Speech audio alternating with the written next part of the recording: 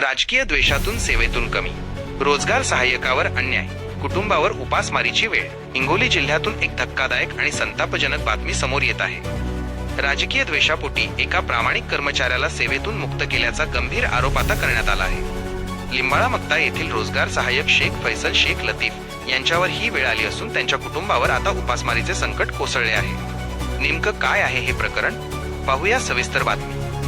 राजकीय साठमारीत अनेकदा सामान्य कर्मचाऱ्यांचा बळी दिला जातो, याचाच प्रत्यय हिंगोली तालुक्यातील लिंबाळा मक्ता येथे येत आहे.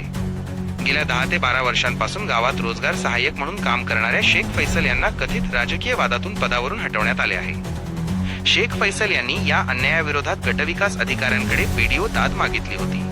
विशेष म्हणजे प्रशासकीय चौकशीत त्यांच्यावर लावलेले सर्व आरोप खोटे आणि आधारहीन ठरले आहेत. खुद्द गटविकास अधिकाऱ्यांनी त्यांच्या बाजूने निकाल दिला आहे. मात्र आदेश देऊनही ग्रामपंचायत प्रशासन त्यांना पुन्हा कामावर रुजू करून घेण्यास तयार नसल्याचे चित्र समोर आले आहे. एकीकडे प्रशासन टाळाटाळ करत असताना दुसरीकडे मात्र गावातील लाभार्थ्यांनी शेख फैसल यांच्या समर्थनार्थ पत्रे दिली आहेत. त्यांच्या कामातील प्रामाणिकपणामुळे अनेक गरिबांना योजनेचा लाभ मिळाल्याचे ग्रामस्थ सांगत आहेत. गेल्या काही महिन्यांपासून पगार नसल्याने आणि काम हिरावून घेतल्यामुळे शेख फैसल यांच्या कुटुंबावर आर्थिक संकट ओढवले आहे.